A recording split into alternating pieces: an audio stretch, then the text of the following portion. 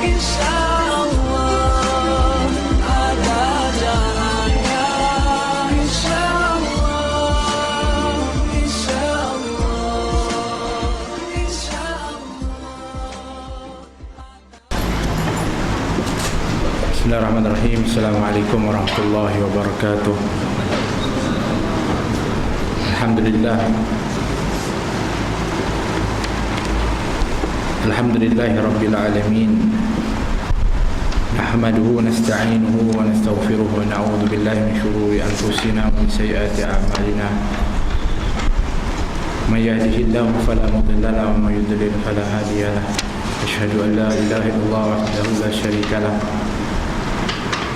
وأشهد أن سيدنا محمدا عبده ورسوله. اللهم صل وسلم وبارك وكرم على سيدنا محمد الفاتح لما أغلق والخاتم لما سبق ناصر الحق بالحق والهادي إلى صراطك المستقيم وعلى آله وصحبه حق قدره ومقداره العظيم. أما بعد فنوينا تعلم وتعليم وتذكر وتذكير ونفع والانتفاع والإفادة والاستفادة والحث على التمسك بكتاب الله وسنة رسوله صلى الله عليه وسلم والدعاء إلى الهدى ودلالة على الخير ابتغاء وجه الله مرضاته وقربه وثوابه سبحانه وتعالى. وعلى ما نوى صاحب المؤلف الكتاب الإمام حجة الإسلام أبو حامد محمد بن محمد الغزالي رحمه الله. نفعنا الله بعلومه في الدارين وينفعنا بأسرارهم وأنوارهم وعلومهم وبركاتهم ونفحاتهم في الدين والآخرة وكل نية صالحة جامعة في الدين والآخرة. وإلى حضرة النبي محمد صلى الله عليه وصحبه وسلم. الفاتحة. أعوذ بالله من الشيطان الرجيم. بسم الله الرحمن الرحيم. الحمد لله رب العالمين الرحمن الرحيم مالك يوم الدين. إياك نعبد وإياك نستعين. اهدنا الصراط المستقيم صراط الذين أنعمت عليهم غير المغضوب عليهم ولا الضالين. آمين. Yang dimuliakan pengurusi, Tuan Imam, Al-Jatun Kuasa Masjid, hadirin hadirat muslimat rahmati oleh Allah Subhanahu wa taala. Kita meneruskan perbahasan di dalam kitab Bidayatul Hidayah yang telah disusun oleh Hujjatul Islam Abu Hamid Al-Ghazali. Mudah-mudahan apa yang kita belajar itu terus Allah berikan kepada kita kemudahan untuk kita melaksanakan, insya-Allah. Amin. Qala radhiyallahu anhu nafa'ana Allah bi ulumihi fid darin. Amin. Ila an qala. Adab-adab mandi. Ya, kita masuk ke dalam bahagian yang seterusnya. Kita berpanjang lebar di dalam membahaskan mengenai fasal ataupun bab sebelumnya, iaitu adab-adab berwudu, kerana menjadi suatu rutin kepada kita untuk berwudu dan menyempurnakan kepada wudu, yang ianya adalah merupakan salah satu daripada syarat sah salat. Tanpanya tidak sah salat, tak sempurna dia, tidak juga sah salat. Oleh kerana itu sangat ditekankan kesempurnaan dan juga penghayatan di dalam wudu itu yang kita bahaskan dan dibahaskan oleh Imam Ghazali dengan panjang lebar, serta penghayatan-penghayatan ketika mana kita pelaksanaan wudu tersebut. Setelah itu disambung dengan adab-adab mandi. Pada asalnya mandi itu ada beberapa hukum. Ada mandi hukumnya wajib. Maka wajib mandi seseorang itu ada beberapa sebab. Yang pertama, keluar mani. Sama ada dengan jalan, minta maaf, jima', berhubungan kelamin, ataupun dengan mimpi ataupun dengan sengaja dikeluarkan melalui keadaan-keadaan dan cara-cara tertentu, maka keluar mani, maka wajib seseorang itu untuk mandi. Bila sebutkan dalam hadis, Nabi mengatakan al-ma'u bil ma', air itu dibersihkan, disucikan dengan air. Air yang dimaksudkan pertama adalah air mani. Keluar air mani, maka dibersihkan adalah dengan air, iaitu dengan mandi. Yang keduanya adalah apabila, minta maaf, kemaluan lelaki itu memasuki kepada faraj, yakni minta maaf, perempuan melebihi kepada khasyafah, iaitu melebihi daripada kepalanya. Masuk melebihi daripada kepala, minta maaf, kemaluan tersebut, tetapi tak keluar mani, tetapi tetap wajib baginya untuk mandi. Tak keluar mani, tapi wajib baginya untuk mandi. Yang ketiga ialah dengan sebab haid. Bagi khusus ini adalah untuk orang perempuan. Apabila datang haid dan setelah itu dianya bersih daripada haidnya, maka wajib bagi perempuan yang bersih daripada haidnya itu untuk mandi. Aqallul haid, sedikit-sedikit haid itu adalah 1 hari 1 malam dalam pendapat Syafi'i.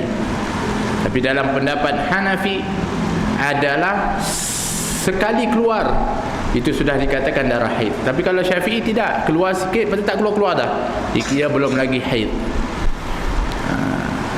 Mesti keluarnya 1 hari 1 malam, maka dianya dikira haid.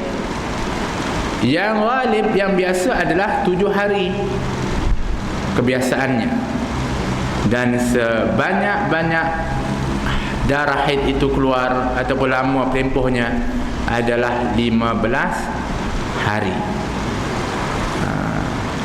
Bermakna kalau seorang itu datang haid, kemudian dianya bersih daripada haidnya, wajib mandi, tapi setelah 15 hari 15 malam, besoknya hari yang ke-16 masih lagi keluar darah, maka pada hari yang ke-16 itu wajib dia mandi. Wajib baginya mandi walaupun darahnya keluar, sebab darah itu bukan lagi dikira sebagai darah haid, tetapi dianya adalah darah istihadah. Sebab tempoh yang paling maksimum kepada haid, tempoh haid itu adalah 15 hari 15 malam. Jadi ini kena faham betul. Bukan bermakna sampai berhenti darah, tak semestinya. Kalau darah tak berhenti-berhenti, ada orang yang keluar haid tak berhenti, maksudnya keluar darah tidak berhenti, terus keluar darah. Maka dia kena hitung 15 hari adalah tempoh haid, 15 hari adalah merupakan dari tempoh suci walaupun darah itu keluar. Kerana itu waktu dianya keluar darah namanya adalah istihadah, darah sak penyakit, bukan darah kotor yang keluar dengan sebab darah haid. Itu yang ketiga. Yang keempat adalah apabila seseorang perempuan keluar darah nifas. Keluar darah nifas ialah darah yang keluar apabila seseorang perempuan itu melahirkan anak, maka keluar darah dan terus berlanjut darah itu keluar sebanyak-banyak tempohnya. Berapa hari? Berapa? Siapa tahu? Yang paling panjang sekali berapa? Orang perempuan? Berapa? 40 hari. Ya. Bermakna kalau dia keluar darah setelah lahirnya itu dan bersih darahnya, yang dinamakan nifas. maka wajib baginya untuk mandi. Wajib baginya untuk mandi. Itu yang keempat. Nanti kita bincang lebih panjang insya-Allah tentang darah itu, nanti dia lebih rumit nanti. Yang kelima adalah dikarenakan al-wiladah, kerana melahirkan. Contoh seorang perempuan melahirkan, tak keluar darah nifas. Tak keluar darah nifas. Bersih je. Subhanallah. Bersih. Seperti mana Nabi SAW dilahirkan bersih. Nabi kita Muhammad SAW. Begitu juga disebutkan di antaranya Sayyidatina Fatimah. Itu ketika beliau adalah al-batul. Di antara sebab juga kerana beliau Sayyidatina Fatimah itu tidak ada darah haid, melahirkan pun bersih. Kelebihan diberikan oleh Allah Subhanahu Wa Taala. Tapi dia wajib mandi tak? Wajib mandi. Kenapa? Sebab dia melahirkan. Tapi kalau dia melahirkan kemudian ada darah haid, darah nifas, dia tak perlulah kerana dia lahir kemudian nak kena mandi wajib pula, kemudian tunggu nanti darah nifas dia habis mandi pula wajib. Tak perlu. Maknanya kalau dia melahirkan anak, kemudian adanya darah nifas, maka dia kena tunggu sampai habis darah nifasnya untuk mandi. Bukan kerana nak mandi dua kali, satu melahirkan, satunya darah nifas. Ini disebutkan kenapa adanya sebab melahirkan itu wajib mandi, kerana ada perempuan yang melahirkan anak tapi tak ada darah nifas, tapi tetap wajib baginya mandi dikarenakan dia melahirkan anak. Jadi wajib bagi perempuan yang melahirkan anak untuk mandi. Menjadi sebab wajib baginya mandi. Yang keenam adalah mati. Tapi yang ini dia tak wajib mandi, wajib dimandikan. Dia nak mandi macam mana? Mati. Tapi bagi orang yang hidup, wajib baginya memandikan kepada seseorang yang mati ataupun yang telah meninggal dunia.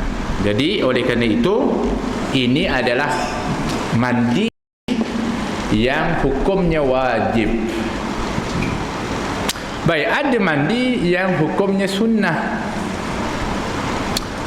Yang kita maklum di antaranya adalah mandi sunat Jumaat.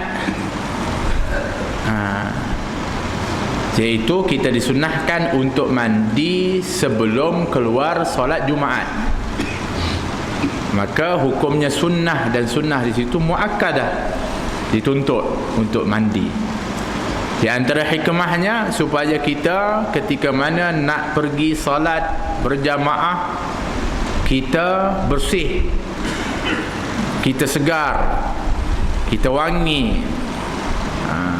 Maka ini dituntut untuk kita mandi, hukumnya sunnah. Di antara disunnahkan mandi adalah apabila seseorang itu ingin keluar bermusafir. Disunatkan mandi untuk mandi musafir. Di antara sunnah mandi juga adalah apabila seseorang itu dianya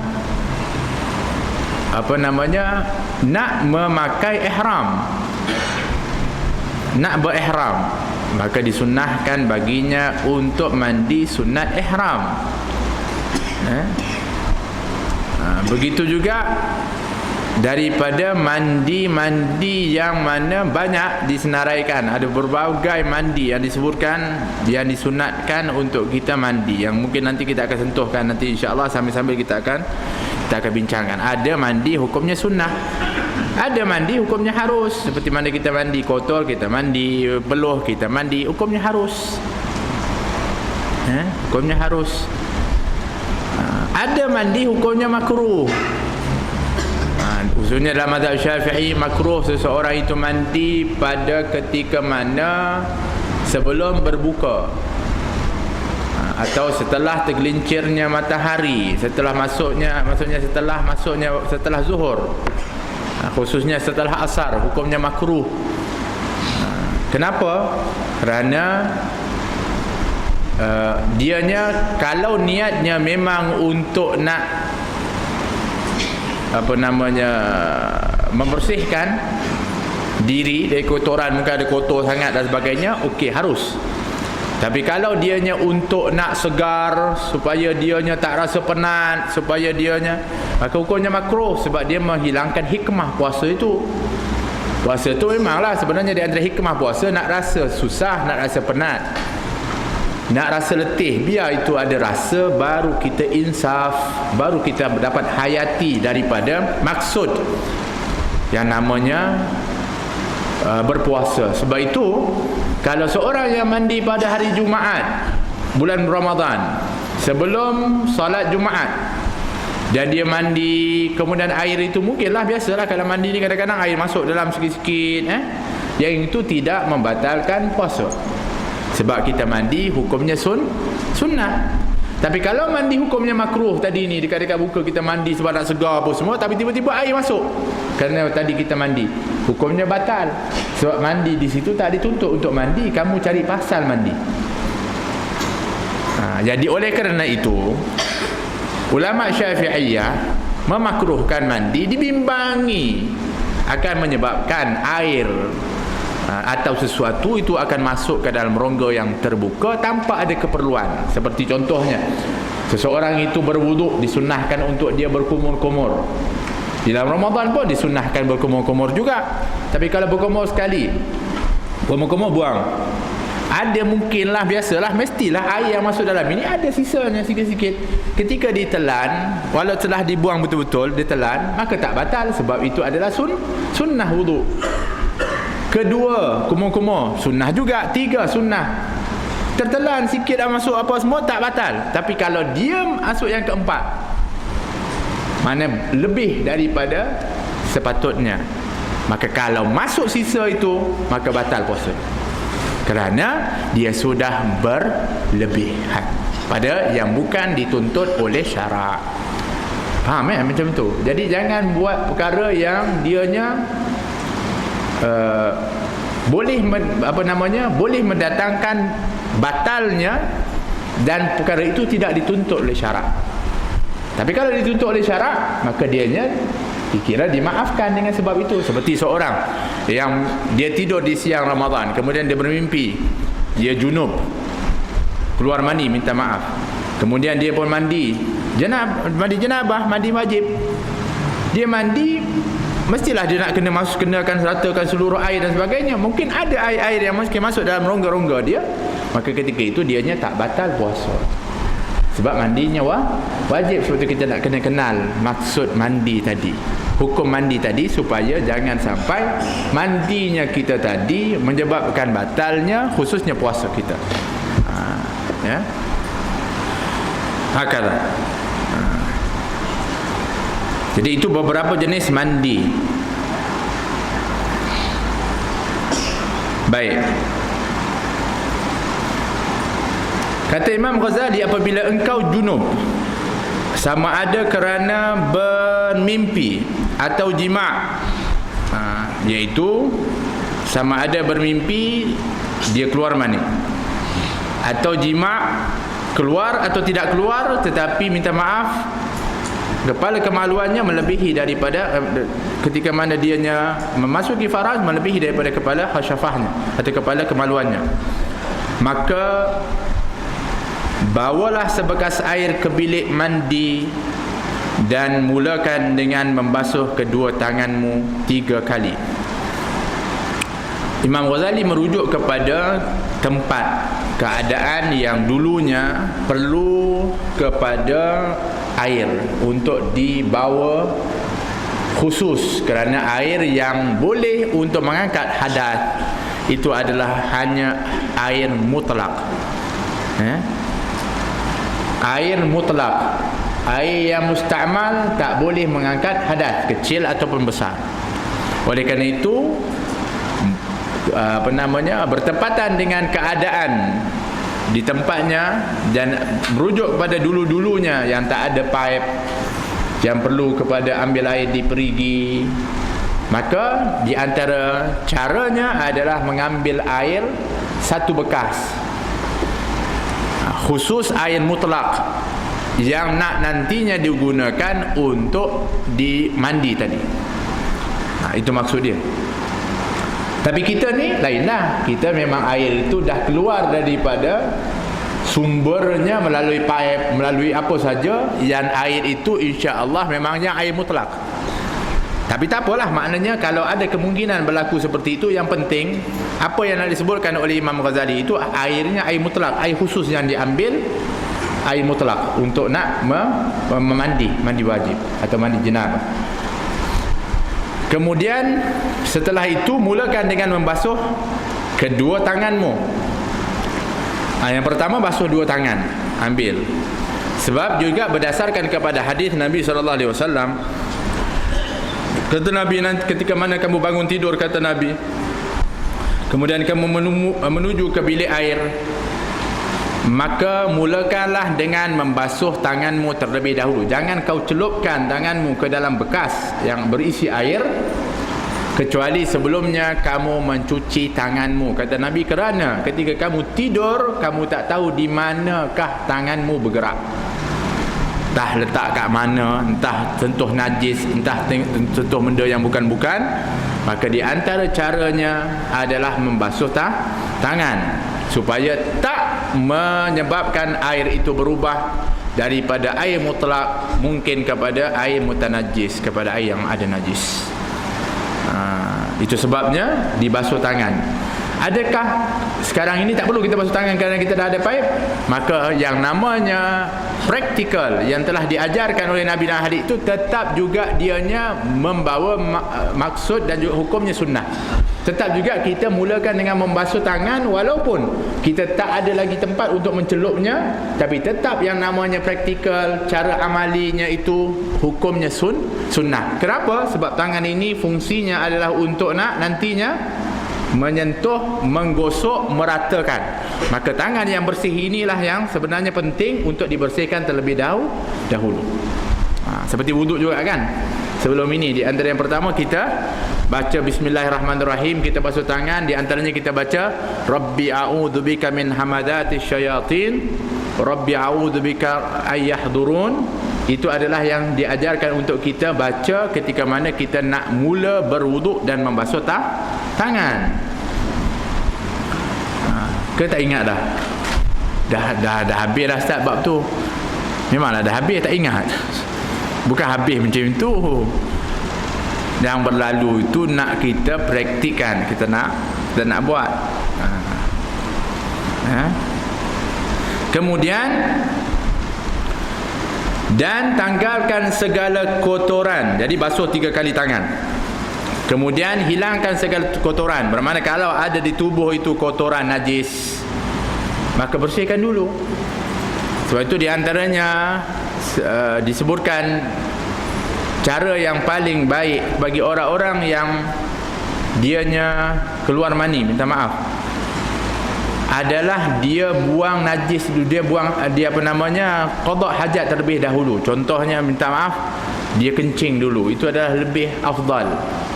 Kerana dengan keluarnya air itu, khususnya bagi orang lelaki, akan dikira bersih betul daripada salurannya itu, daripada air mani. Itu yang terbaik. Tapi kalau tak boleh, maka kita sudah dengan zan yang kuat bahawa selesai daripada keluar minta maaf air mani itu, maka setelah itu diwajibkan kepada kita mandi. Baik.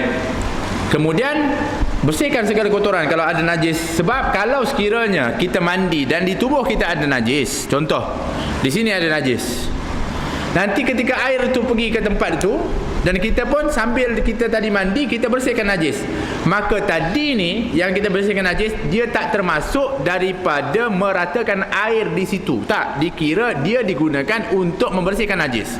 Mana airnya bukan air mandi, tapi air membersihkan najis. Maknanya dia tak dikira belum kena lagi. Setelah dia dah bersih, baru dibasuh lagi, baru dikira air itu adalah air mandi wajib, air mandi junub. Itu sebabnya. Dikiaskan dengan itu ialah kalau seorang itu shampoo atau dia sabun Maka ketika mana air yang menghilangkan shampoo atau sabun itu tak dikira mandi untuk meratakan air di tubuh, tapi digunakan untuk menghilangkan sabun. Kan biasa kita buat kan. Sebenarnya kita mandi, tapi mandi itu dah kena, tapi untuk hilangkan sabun, bukan lagi untuk nanti yang meratakan air yang tak ada sabun itu mandi. Yang ni kita kena faham betul-betul. Sebab nanti kita akan pergi kepada rukun-rukun mandi. Di antaranya adalah meratakan air ke seluruh badan. Baik. Jadi tanggalkan segala kotoran daripada badanmu, kemudian hendaklah engkau berwuduk seperti wuduk yang engkau buat untuk sembahyang, berserta segala doa dengan segala doa-doanya, dan kemudian kan membasuh kedua kakimu supaya air tidak jadi sia-sia. Jadi di dalam mandi wajib disunnahkan untuk kita berwuduk. Tapi kalau orang mandikan jenazah, niat berwuduk itu wajib. Dia kalau itu nanti kena belajar tentang kursus apa namanya, memandikan jenazah. Tapi kalau orang yang hidup ini nak mandi wajib, disunnahkan baginya dimulakan dengan berwuduk.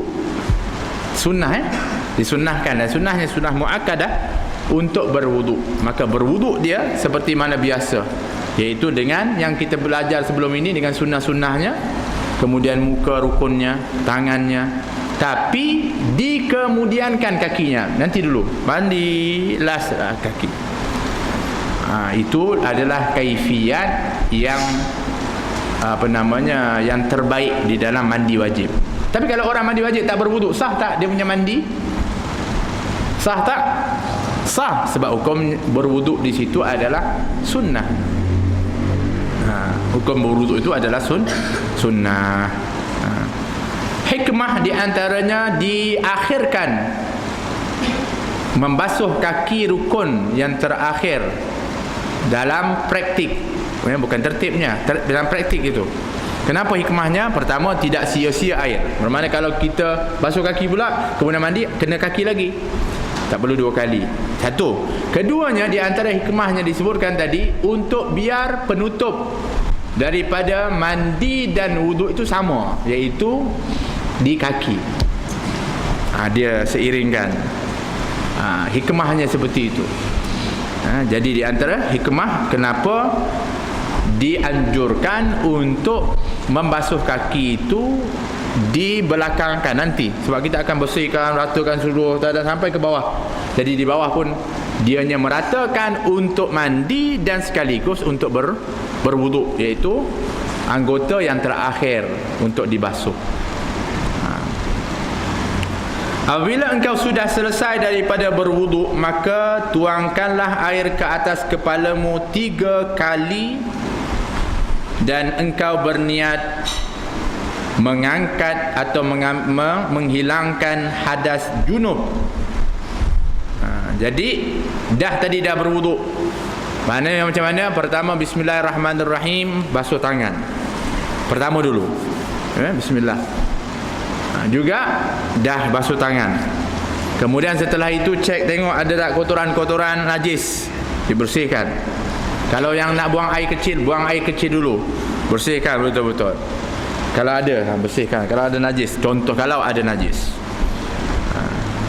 termasuk di antaranya juga maksudnya ialah kalau sekiranya berhubungan dan sebagainya, apa-apa yang adanya najis dibersihkan. Kemudian setelah itu berwuduk, bismillahirrahmanirrahim, Rabbi a'udzika min hamazati syayatin, Rabbi ayahdurun, Rabbi a'udzika min ayahdurun. Kemudian setelah itu baca doa-doanya, seperti ketika mana berkumur-kumur kan, ya Allah jadikanlah lisanku ini untuk sentiasa membaca Al-Quran, berzikir kepada-Mu. Kan ada doa-doanya yang terbaik, untuk istinsya, ya Allah berikanlah hidung ini untuk menghidung nanti bau wanginya syurga. Kemudian kita hembuskan, ya Allah jangan sampai dianya menghidup kepada bau busuknya neraka. Begitu. Kemudian setelahnya kita pun membasuh muka.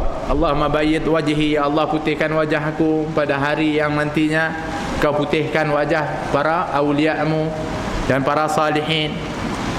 Kan macam itulah, maknanya kita wudu-wudu dah selesai sampailah kepada menyapu tengkuk kita.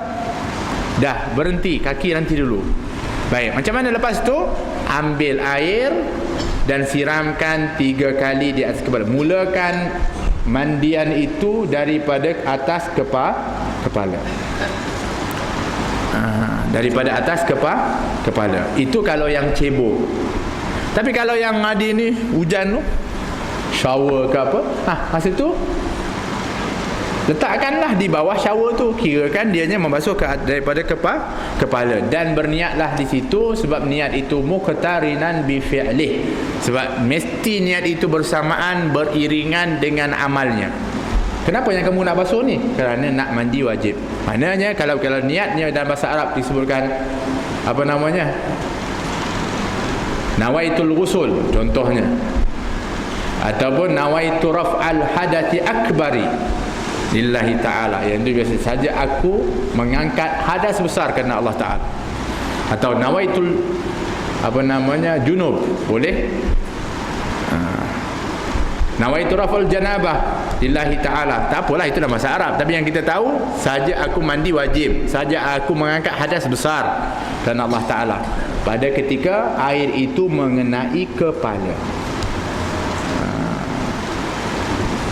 Kalau boleh 3 kali. Tapi kalau dah shower tu 3 kali, mana memang terus kepala je.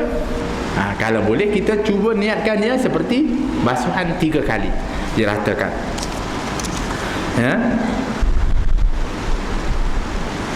Baik. Setelah itu siramkan, dikatakan kemudian tuangkan air ke sebelah badanmu yang kanan.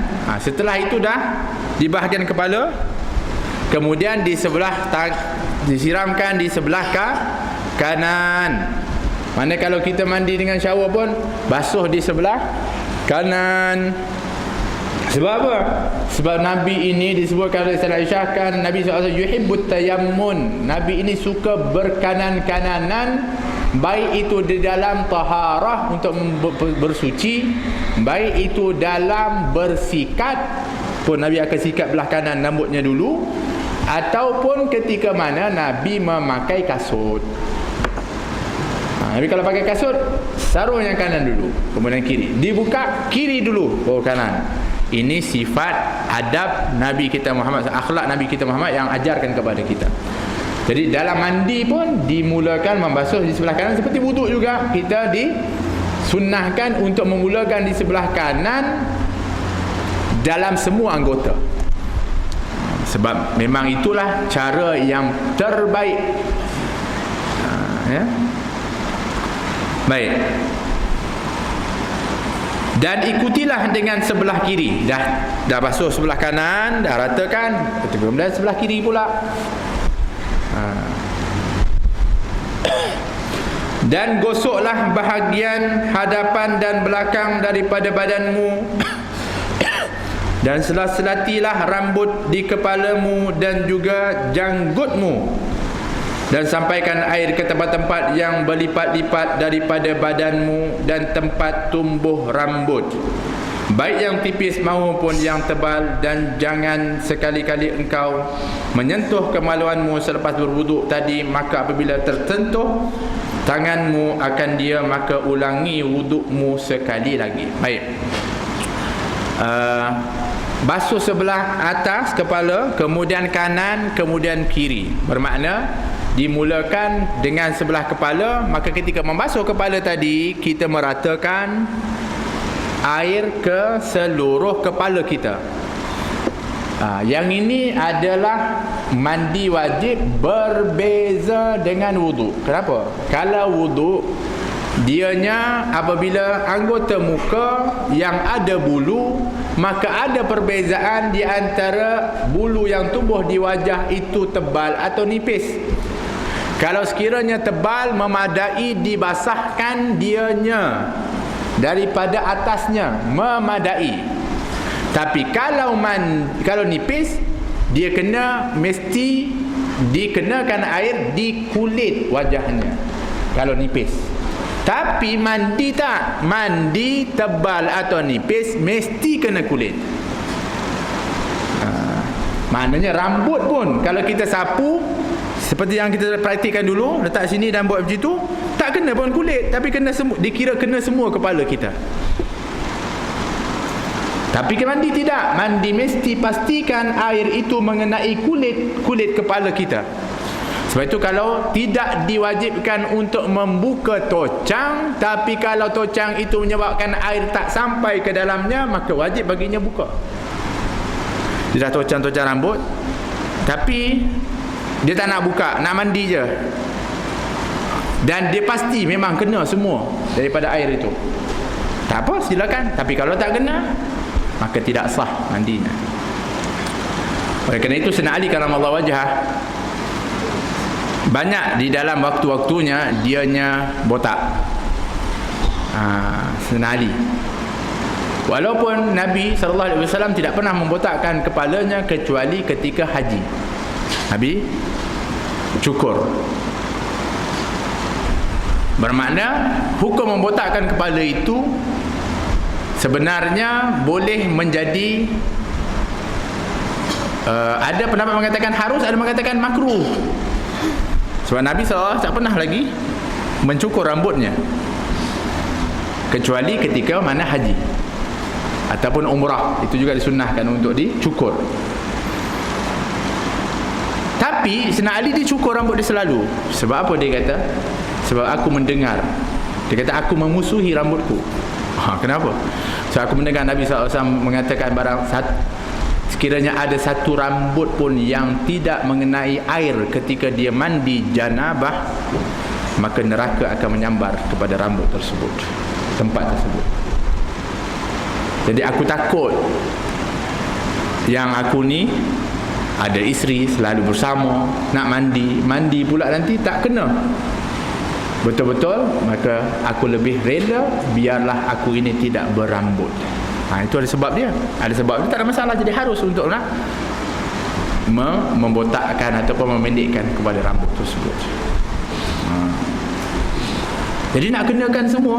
Ketika mana kita mulakan dengan kepala tadi, pastikan semua anggota kepala kita tadi, baik itu yang kepala, rambut-rambut dan juga kulitnya, begitu juga dengan wajah dan juga semua, ia dipastikan dianya kena pada zahir anggota. Kalau ada bulu-bulu pun disela-selakan, pastikan kena, baik yang tebal ataupun nipis, digosok-gosok untuk pastikan memang dianya kena air. Kemudian zahir kepada badan, maksudnya kalau telinga yang nampak, bukan di dalam, hidung yang nampak, mulut pun hanya yang di luar yang nampak, bukan mesti yang ada kat dalam. Tapi yang pentingnya kalau seorang itu dianya kelopak mata ini, pastikan dianya kena. Kalau dia berkedut-kedut pun pastikan dalam kedut-kedut itu kena. Begitu maksud daripada zahir anggota itu. Kemudian basuh di sebelah kanan, begitu juga pastikan semua, sama ada yang ada bulu atau tidak. Tapi pastikan, khususnya tempat yang berlipat-lipat yang macam ini, dan kalau kita tak buka maka tak kena. Kena pastikan dianya kena. Di bawah ketiak minta maaf. Dan semua daripada anggota, kalau orang yang minta maaf badannya besar berlipat-lipat, lagi pula dia kena pastikan air itu ketika dia basuh. Kemudian kiri lagi anggotanya, di celah-celah dan sebagainya daripada anggota-anggota zahir. Baik, jadi apabila meratakan tadi, tengah mandi kita ratakan semua kaki kita, belah kaki kanan semua belah sampai ke kaki lah kita basuh tu. Begitu juga kiri, lepas tu sampai ke kaki lah. Bulu kaki ke apa ke, minta maaf. Bulu ari-ari ke, di celah-celah kangkang kita ke, minta maaf. Ketika mana seorang itu mandi, pastikan juga duburnya itu betul-betul terbuka supaya kena air di celahnya. Yang ini yang kadang-kadang ni yang tak sukar air nak kena di tempat-tempat celah-celah, lipatan-lipatan itu. Maka dianjurkan kalau mandi itu dianya ada kalanya bercangkung supaya air itu betul-betul kena di bawah, khususnya ketika mana dia duduk seperti itu terbuka daripada tempat lipatan tersebut, baik lelaki ataupun perempuan. Tapi bukan sampai nak masukkan ke dalam. Tapi ialah yang pastinya daripada zahir semua itu yang celah-celah itu pun pastikan dianya kena air, dibasuh dengan air. Cuma kerana kita tadi sudah berwuduk, ketika nak basuh di celah-celah, khususnya di tempat minta maaf di kemaluan kita, pastikan tidak disentuh dengan telapak tangan. Sebab kita dah bagi tahu dah, di antara salah satu dari 4 perkara yang membatalkan wuduk adalah menyentuh kemaluan dengan telapak tangan. Telapak tangan macam mana? Yang ni, yang kita tutup ni, 2 ni. Yang dalam yang tak nampak tu, itu adalah tapak tangan. Tapi yang tepi-tepi macam ini tak, yang belakang ini tak batal. Jadi kalau orang bersihkan dengan belakang daripada tangannya, maka tidak batal wuduk dia. Tapi kalau dia tersentuh, maka kata Imam Ghazali, dituntut untuk dia mengulangi wuduk balik. Tapi bukan mandinya tadi sambung je. Dia tersentuh, masa mandi dah rata. Kali dia tersentuh lagi, dia ambil wuduk balik. Tapi lanjutkan yang lain, bukan makna nak mula daripada A balik. Tidak. Untuk dia berada di dalam wuduk ketika mandi, itu dianjurkan. Untuk dia berada dalam wuduk ketika mandi. Hakala. Tapi kalau dia tak nak ulang balik pun tak ada masalah, sebab hukumnya sunnah. Tapi alangkah baiknya, kerana ketika mana kita beramal dan dalam waktu kita beramal itu adanya wuduk, maka nilai amal kita itu akan bertambah. Seperti baca Al-Quran. Orang yang baca Quran, orang hafizul Quran, dia tak ada wuduk, dia baca, dapat pahala tak? Dapat pahala. Setiap urus 10. Tapi kalau dia berwuduk, ganjarannya lain lagi, khusus kepada dia dengan sebab dia membaca dan berwuduk. Begitu juga orang yang membaca berwuduk dan melihat Quran, lain lagi. Orang yang membaca dalam berwuduk dan salat, lain lagi. Bermakna dianya akan digandakan ketika adanya daripada amal kebaikan,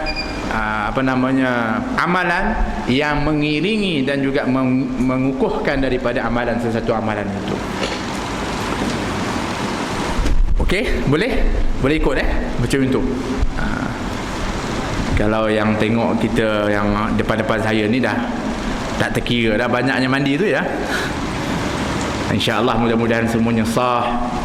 Sebab kita pada dasarnya faham bahawa rukun mandi itu adalah, nanti akan dibahas kat sini, dan perkara-perkara yang wajib dalam mandi ini ialah niat. Mesti ketika mandi itu niat.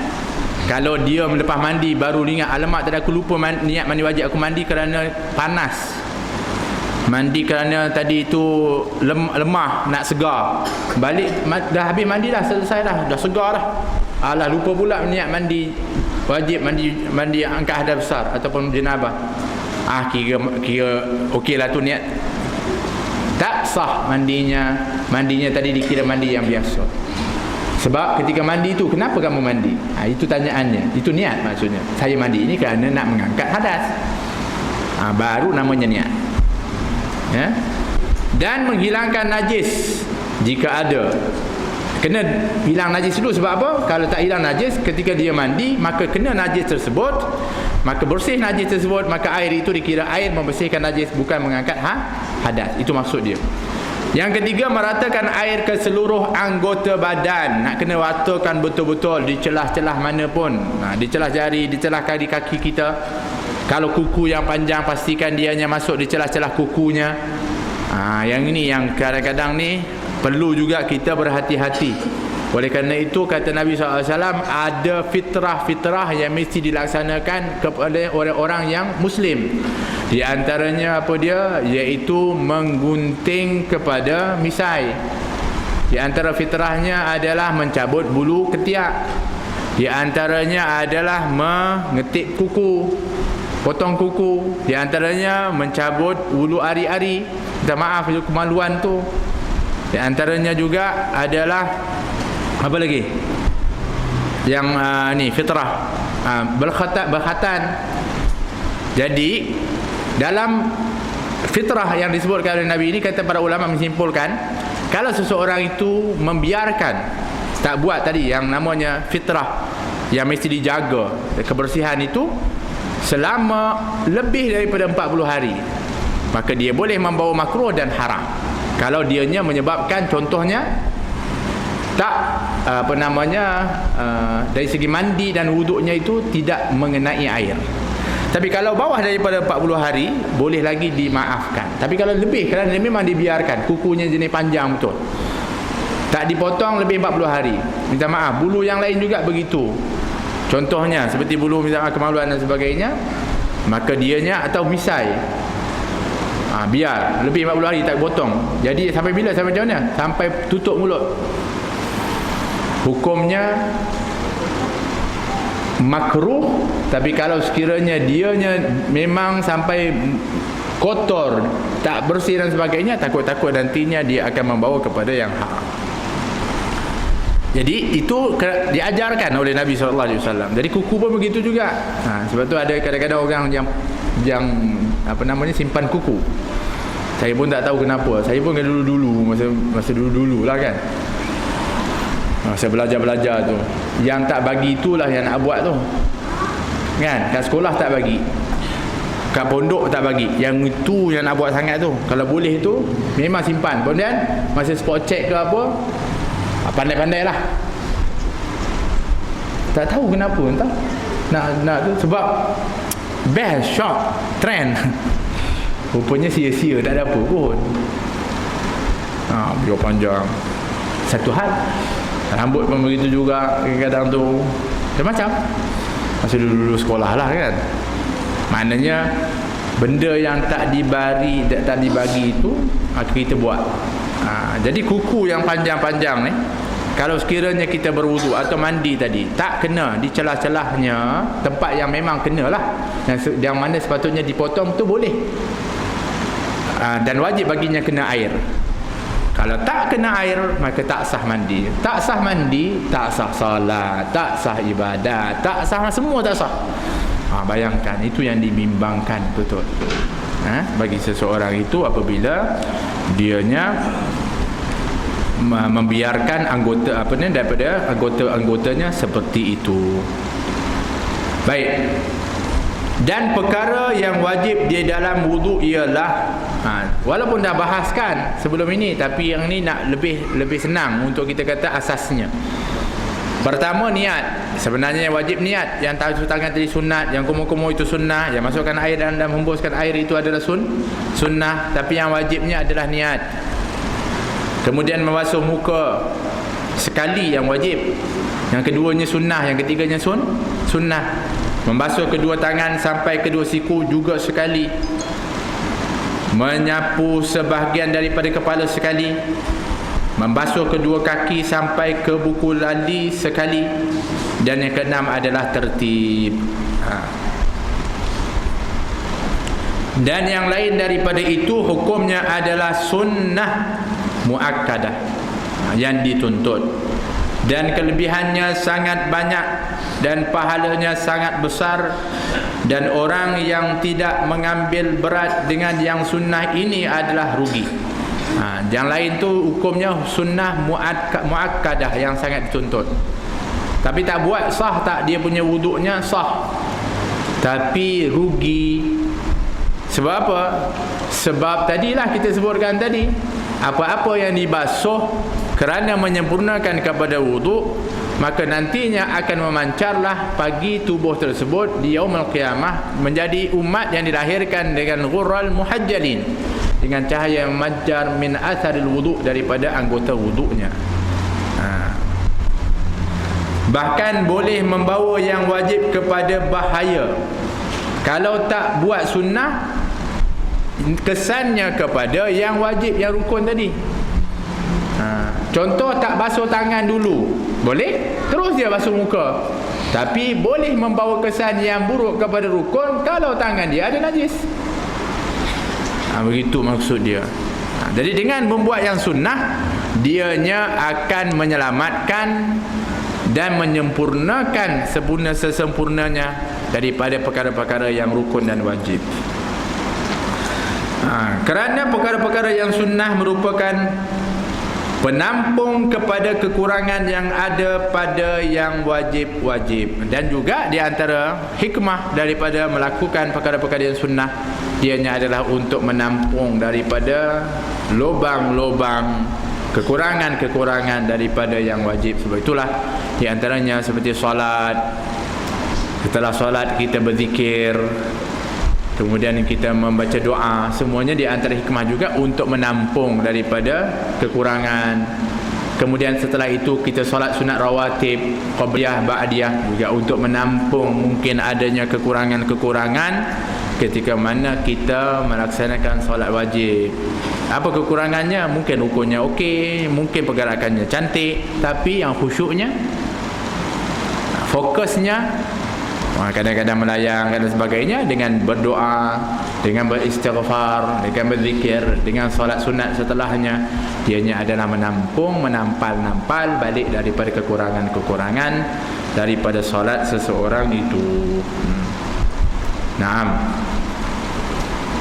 Wallahu ta'ala alam. Kalau ada nak tanya sebab ni sikit, kita nak tambah tentang Ramadan. Sebab ni kita dah berhenti sekejap kelas ini untuk kita menghayati Ramadan. Tapi sekali ini kita akan berhenti di situ. Kalau ada siapa-siapa yang nak tanya kenaan dengan perkara tersebut.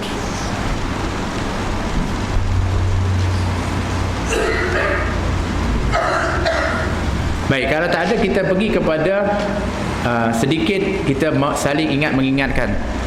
Sebab memang sebenarnya apabila kita nak masuk Ramadan, kita kena betul-betul teruja dan gembira. Qul bi fadlillahi wa bi rahmatihi fabidzalika falyafrahu huwa khairum mimma yajma'un.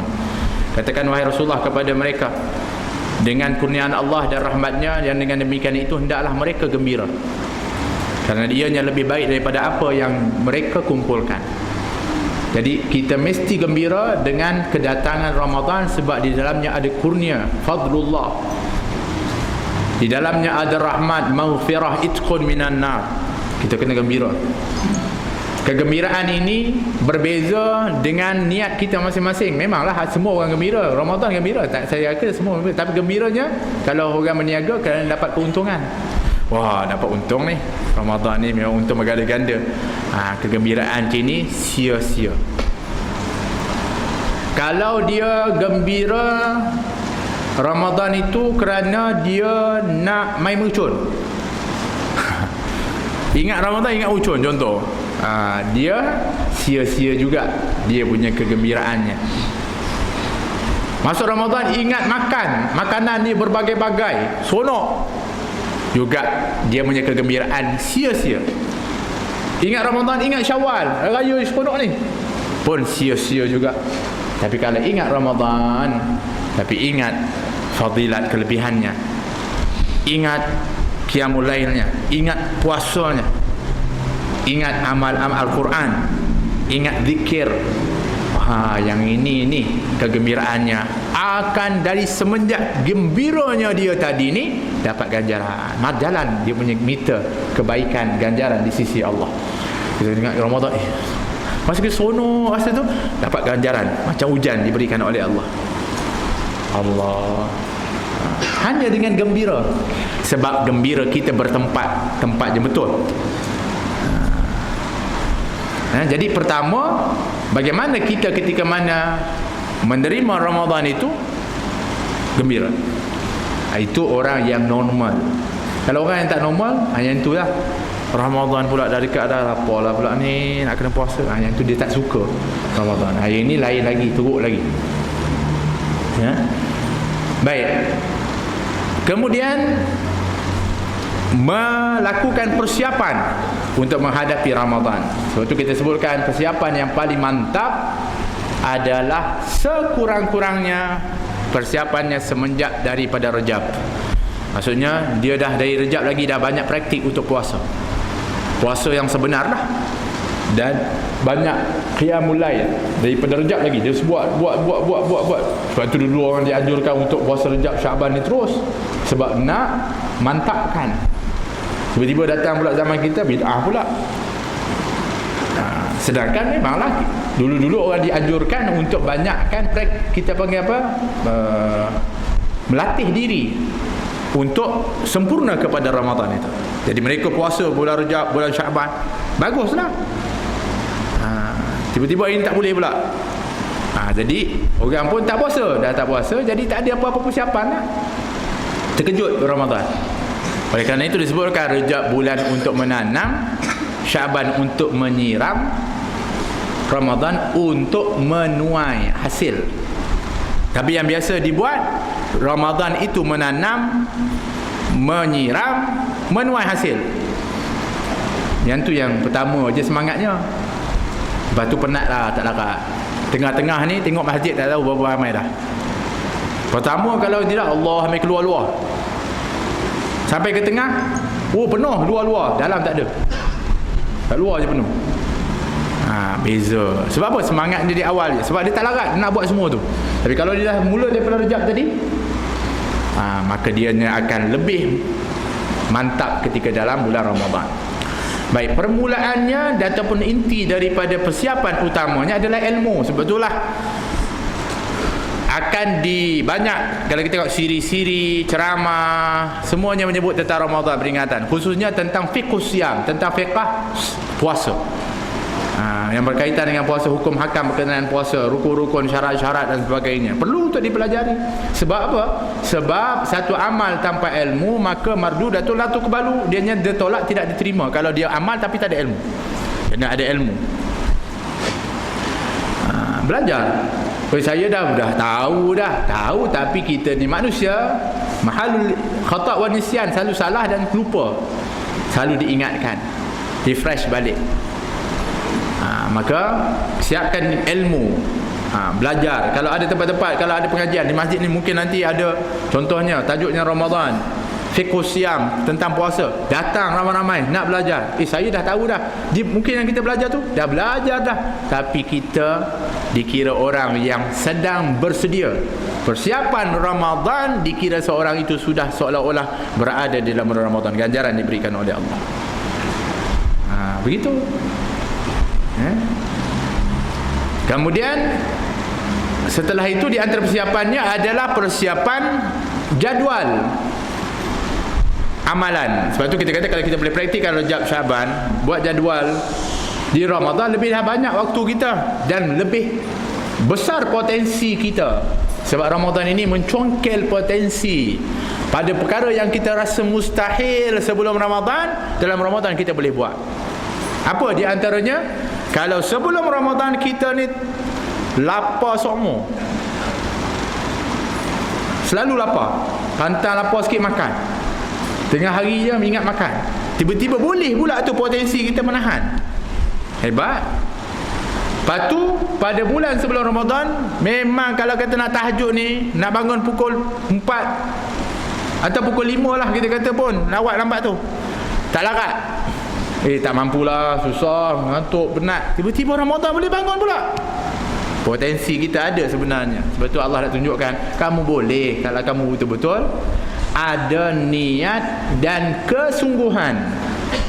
Kerana kalau kamu di luar Ramadan pun kamu boleh buat juga sebenarnya. Bermakna kita ada potensi. Kalau kita dah boleh buat jadual, sebab sebenarnya jadual Ramadan ni sudah pun ada daripada amal-amal yang telah diajarkan oleh Nabi SAW. Seperti contohnya kita katakan di antaranya adalah di antara tarawih, dah termasuk dalam jadual dah memang dah terisi dah ruang itu. Cuma yang kita nak isi-isi adalah celah-celah tu. Apa dia yang kita dah buat? Sebab sesuatu yang berjadual dan terprogram kita boleh buat. Tapi kalau kita kata ikut sempat, memang tak memang tak sempat. Mesti kita kena ada jadual. Tuan-tuan, kalau dari sekarang kita dah buat jadual tu dan kita cuba buat sekarang, kalaupun kita terlewat sikit, tak apalah. Mungkin kita kata tak sama nanti Ramadan, sekarang ni pun kita tinggal sikit daripada jadual, tapi dah kebanyakan dah kita cuba dah buat dalam bulan-bulan ini, dan kita dah tulis dah Qurannya, begitu juga zikirnya, begitu juga selawatnya, begitu juga solat sunatnya, tahajudnya, ya. Kita dah buat dah, kita tulis. Tuan-tuan, kalaulah pun seseorang itu dia tiba-tiba, wallahu alam, ini ketetapan Allah, tak sempat bertemu Ramadan. Mudah-mudahan kita semua disempatkan oleh Allah, dipanjangkan umur Allah, dan sihat afiat dalam Ramadan. Cuma kalau ada orang seperti itu, apa yang telah dia rancang, apa yang telah dia tulis dan niatnya yang betul, dia sudah dikira mendapatkan ganjaran seperti berpuasa sepenuhnya bulan Ramadan. Dan mungkin dia niat tadi lebih baik daripada amal dia kalau dia masuk dalam bulan Ramadan di sisi Allah Subhanahu Wa Taala. Itu penting benda-benda betul-betul. Jadi kita kena racang ni, kita buat, tampar kat situ, tengok isteri kita, tengok ya ke ni, macam tak sanggup dia rasa kan. Ukurlah juga baju kan, janganlah. Bagusnya ada jadual sebab apa? Saling mengingatkan. Suami boleh ingatkan isteri, isteri boleh ingatkan suami, bagus juga kan. Bang, ni nampak tulis bukan main padat lagi ni, tengok santai je depan TV ni, apa hal? Bolehlah juga kan, rasalah segan juga. Ya Allah, ini tak ada jadual, memang saya jadual saya memang dalam TV ni. Pula masa kena tegur tu kan, ego dia naik, dia kata masuk jadual lah TV tu. Jadi kalau ada jadualnya, ini terbaik. Sebab tu kalau kita tengok para ulama dulu, jadual Ramadannya adalah luar biasa, sehingga mereka disebutkan merasa sedih apabila ada orang-orang yang menyia-nyiakan waktu. Sebab dia rasa kalau boleh waktu tu dia nak lagi. Sebab apa? Sebab mereka betul-betul meyakini dengan ganjaran, janji dan juga daripada kurnia yang Allah berikan di dalam Ramadan tersebut. Sebab itulah Nabi mengatakan, man shama ramadhana imanan wa ihtisaban ghufira lahu ma taqaddama min dhanbi. Barang siapa yang berpuasa dengan penuh keimanan, yang ini yakin betul, wahtisaban dan pengharapan hanya kepada Allah dia harap dia, iaitu ikhlas betul, maka diampunkan dosanya yang telah lalu. Dan riwayat Imam Ahmad, wa ma ta'akhir, atau yang akan datang pun diampunkan oleh Allah dosa. Tapi dua syarat tadi, iman dan wahtisaban, betul-betul. Maknanya siangnya betul-betul jaga puasa. Nanti kita akan bahaskan betul-betul puasa ni macam mana. Kemudian Nabi lain pula dalam riwayat yang lain, Nabi mengatakan, man qama ramadhana imanan wahtisaban ghufira lahu ma taqaddama min dhanbi. Siapa yang menghidupkan malam, kita nak hidupkan malam, maknanya kurangkan tidur, banyakkan jaga, tapi diisi jaganya itu semuanya dengan keimanan, perkara yang meningkatkan iman, yang dipenuhi dengan keyakinan dan pengharapan hanya kepada Allah. Sebab tu ada di tempat-tempat, contohnya kami dulu kadang-kadang di negara-negara, kita belajar di luar negara itu, malam tak tidur, diisi dengan aktiviti, hatta ada diisi dengan nampak macam seolah-olah hiburan, contoh bermain sikit, ada tapi masa tu diingatkan, ini malam Ramadan, kamu hidupkan ini kerana kamu nak dapat fadilat malam Ramadan, supaya bukan niat dia tu adalah lara, tapi hanya untuk menghidupkan malam itu. Sampai begitu fadilat bangun di malam Ramadan, dan diisi dengan ingatan, zikir, ingat kepada Allah SWT, tafakkur dan sebagainya, maka akan diampunkan dosanya yang telah lalu. Tuan-tuan puan-puan, baik. Sekarang ni puasa itu dari segi bahasanya, as-saum itu maknanya al-imsak, menahan diri. Menahan ini pada umumnya menahan apa pun dikira puasa. Sebab itulah Siti Maryam ketika mana Allah sebutkan dalam Al-Quran, inni nadartu lirrahmani sauma, dia mengatakan, sungguhnya aku telah pun bernadar kepada Allah, iaitu Ar-Rahman, untuk sauman, iaitu berpuasa. Kan Siti Maryam masa dia lahirkan Nabi Isa tu, dia makan kurma, kata puasa. Sauman di situ menahan diri, bukan daripada makan dan minum, tapi menahan diri daripada bercakap.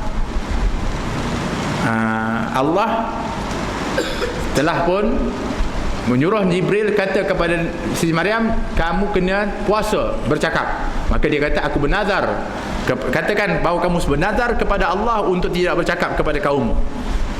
Maka dia mengatakan, aku bernazar untuk tidak bercakap kerana Allah, aku menahan diri daripada bercakap. Sebab apa? Sebab kaum dia ni kerja dia nak memfitnah, memburuk-burukkan kepada Siti Maryam kerana melahirkan anak tanpa seorang ayah.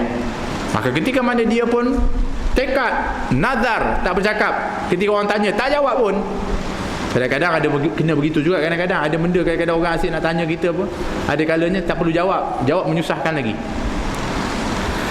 Tapi dah tak cakap, orang pun terdesak-desak. Akhirnya inilah Allah yang namanya perempuan suci, perempuan mulia, perempuan yang sudah pun ada janji Allah, dipelihara oleh Allah.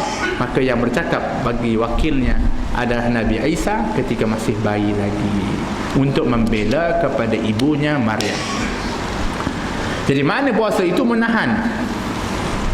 Tapi yang namanya puasa yang kita ini dalam syariat kita, itu adalah menahan diri daripada makan, daripada minum, daripada jima', daripada memasukkan sesuatu dalam rongga yang terbuka, daripada muntah dengan sengaja, dengan niat yang khusus, dan syarat-syarat yang khusus. Itu tarifnya maknanya. Jadi oleh kerana apa yang disebutkan tadi, bermakna ada perkara-perkara yang mesti ditahan.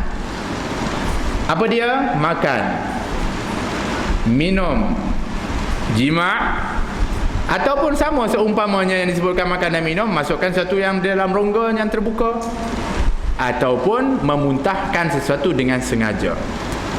Kerana muntah yang sengaja itu juga membatalkan kepada puasa. Apa dia sebabnya agaknya puasa ini? Hikmah kita sebutkan banyaklah. Lain daripada hikmah daripada jasmani, daripada jasad ini. Doktor dah kaji semua, memang itu semua tu kita dah baca dah. Tapi kalau kita niat kerana nak dapat sihat-sihat je, Allah, rugi niat kita. Bermakna kalau niat kita ini kerana Allah, kerana mendapat redha Allah dan sebagainya, lepas puasa sakit, bukan makin sihat. Berbaloi tak kita puasa? Berbaloi, sebab kita nak dapat redha Allah. Tapi kalau kita niat nak sihat, tiba-tiba lepas puasa tak sihat, kan tak berbaloi tu. Sebab salah niat kita. Begitu. Walaupun memang hikmahnya seperti itu. Di antaranya juga, di antara hikmahnya adalah untuk menunjukkan betapa kita ini tidak sepatutnya menurut kepada hawa nafsu. Sebab makan, minum, jima' ini adalah simbol nafsu. Lepas tu kita ni kalau lapar makan. Kita ni makan, minum ni, kadang-kadang tu teringinnya bukan main lagi, suka nak berhenti.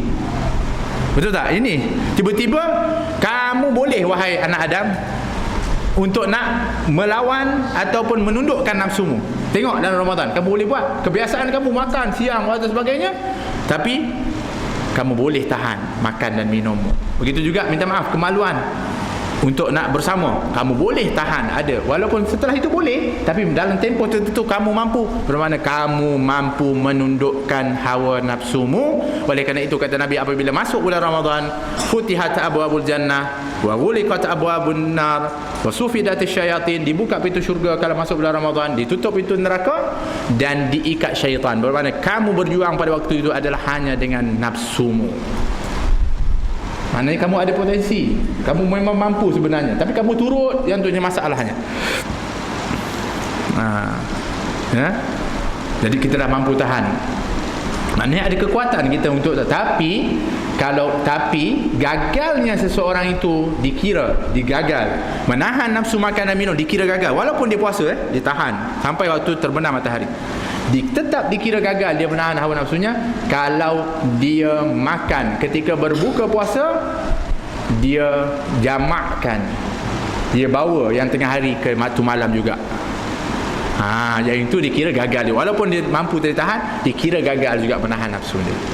Sebab itulah kata Imam Ghazali pun, kalau kita tengok dalam kitab Hidayatul Hidayah, begitu juga Imam Haddad dalam kitab mengatakan, kalau kamu nak tahu dan kalau kamu betul-betul orang yang memang berpuasanya berjaya, ialah ketika dia berbuka, makanannya paling maksimum adalah sama seperti makan malam di hari-hari yang biasa. Bukannya di qada yang tengah hari masuk ke dalam. Tak boleh. Macam malam kita makan banyak itulah, 2 kali tambah ke. Di dalam Ramadan pun macam tu juga. Ini 4 kali sebab dan 2 kat tengah hari. Atau belum lagi, bukan 2 4 kali, dan subuh ni sarapan sekali masuk. Yang itu. Jadi nak tengok kita ni betul-betul tak sebenarnya mampu untuk menundukkan nafsu, itu ukuran, salah satu ukurannya kita sebutkan. Makan, minum dan jima' disebutkan, Baik. Saya nak ambil sikit-sikit waktu lah, insyaAllah. InsyaAllah lepas ni ada banyak lagi, saya rasa hari-hari yang kita nak tunggu kepada Ramadan ni, ada penceramah-penceramah, guru-guru yang insyaAllah akan banyak juga membicarakan.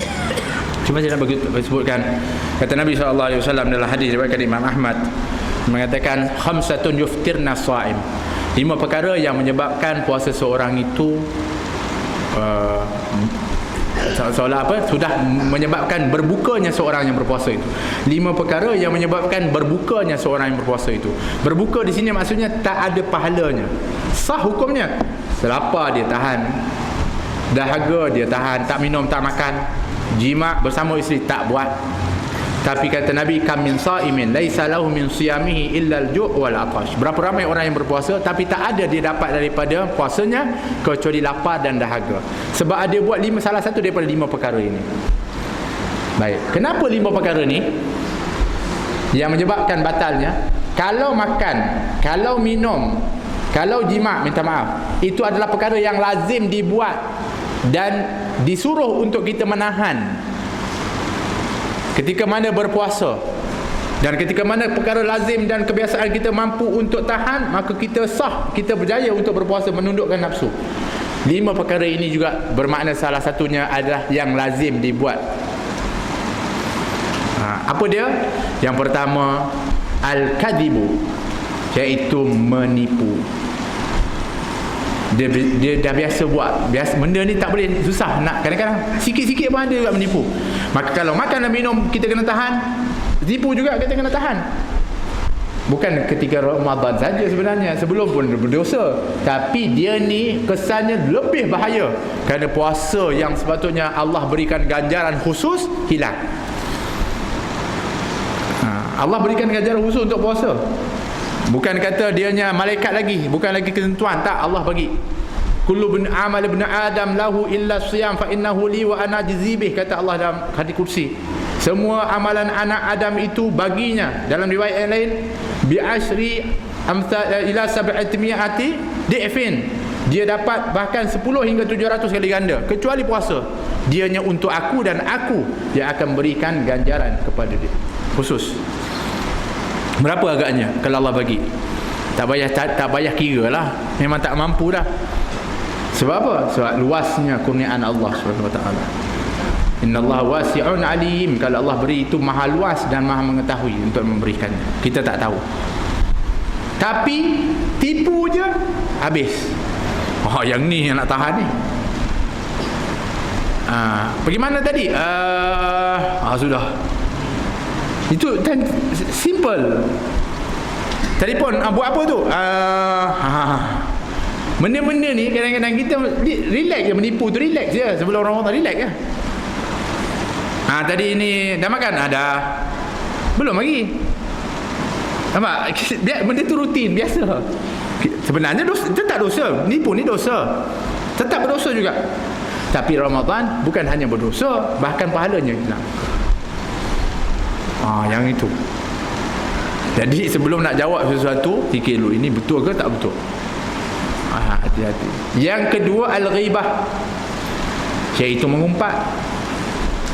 Kenapa dia dimasukkan dalam yang membatalkan pahala? Sebab dia pun jadi rutin sebelumnya pun. Yang benda susah nak tinggal. Mengumpat, cerita aib orang lain, gosip-gosip. Dia tu, orang tu muncul-muncul tu. Yang itu, Allah, habis pahalanya. Yang ketiga, an-namimah. Mengumpat ini termasuklah bukan dia bercakap, dia mendengar. Jangan cakap saya diam je, saya dengar je, saya tak cakap. Sama. Pergi dekat telinga dia pergi. Sama. Sebab tu kalau terduduk dalam kumpulan, tahu tak awak yang tu orang tu bangun? jalan. Macam tu. Jangan kesian dia, nak cerita dengan siapa lagi kalau tak aku. Kesian lah. Hari kiamat nanti dia kesian kat kita. Ya Allah, saya dia tak apa, kesian kat saya, dia dengar. Lepas tu saya sekarang ni saya nak ambil dosa-dosa dia. Boleh? Mana ada? Saya Allah, dia saya. Macam tu. Jadi waktu kat dunia ni kita dia lah. Kalau dia buat maksiat, kalau dia cerita itu tentang Rasulullah, Rasulullah sallallahu alaihi wasallam, duduk dengar je nama Rasulullah, rahmat berapa banyak turun dah. Cerita lagi, dapat lagi pahala. Tapi kalau cerita tentang orang lain, tentang keburukan orang lain, habis pahala puasa kita. Ghibah. Ayuhibbu ahadukum ayyakula lahma akhihi mayyitah fakarihtumu. Adakah salah seorang kamu suka untuk makan daging saudaranya, bangkai saudaranya? Pasti kamu tak suka. Lepas tu di zaman Nabi SAW, ketika awal-awal praktikal puasa, Nabi kata kepada para sahabat, kamu ni kalau sekarang kita kena puasa, tahan diri kamu makan, minum, jima. Sampai bila ya Rasulullah? Sampai kamu rasa lapar, kamu datang kepada aku, kemudian kamu minta berbuka, aku bagi izin. Jadi cari praktikal awal sebelum turunnya syariat puasa ni, mereka dah latih diri berpuasa tapi tak tahu bila, sampai bila. Jadi cara mereka tahan, kemudian mereka lapar, jumpa Rasulullah. Rasulullah, kalau saya lapar dah, tak tahan dah. Rasulullah kata makanlah. Dia akan berbuka. Maka satu hari ada seorang lelaki yang diminta wakil oleh saudari-saudari perempuan dia, adik-beradik perempuan dia, 2 orang. Puasa, lapar sangat. Kata ke adik dia lelaki, tolong minta izin kepada Rasulullah untuk kami buka, kami lapar sangat dah. Dia pergi jumpa Rasulullah sallallahu alaihi wasallam. Ya Rasulullah, kakak-kakak aku itu dah lapar sangat dah, dia puasa. Boleh tak dia berbuka? Nabi kata, buat apa dia nak buka? Tadi dia dah makan dah. Ya Rasulullah, saya duduk dengan dia, saya nampak dia tak makan apa-apa, tak minum apa-apa pun. Ya Rasulullah, tak, dia dah makan tadi. Panggil mereka, panggil. Nabi sediakan bekas kat depan. Nabi kata, luahkan apa yang kamu makan tadi. Dia kata, ya Rasulullah, kalau aku tak makan, cuba kau luahkan, muntahkan. Dia macam tu, keluar betul. Keluar apa? Daging yang segar, memenuhi setengah pangkuk. Nabi kata yang kedua tu, kamu muntahkan. Dia pun luahkan, keluar daging juga, memenuhi mangkuk tersebut. Nabi kata, ini daging saudara kamu yang kamu umpat. Betul tak kamu mengumpat tadi? Benar ya Rasul. Ya Allah, keluar betul daging yang segar. Maknanya makan juga, tapi makannya tak nampak, tapi menghancurkan pahala puasa seseorang. Itu ghibah. Yang ketiga, an-namimah. Namimah ini maksudnya adalah orang yang mengadu domba, orang yang melaga-lagakan. Dalam Al-Quran ada ayat khusus menceritakan orang yang suka mengadu domba, tapi dikaitkan orang yang mengadu domba itu dengan orang yang lahir dari jalan perzinaan. Minta maaf, sehingga seolah-olah di antara para mufassirin mengatakan orang yang kalau memang dia ni dahsyat di dalam mengadu domba, dibimbangi dia itu adalah anak zina. Macam kalau tak nak, jangan buat.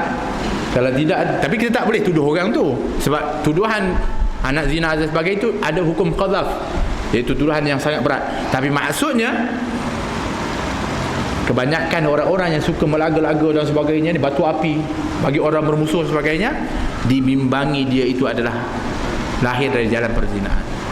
Allah, kotor.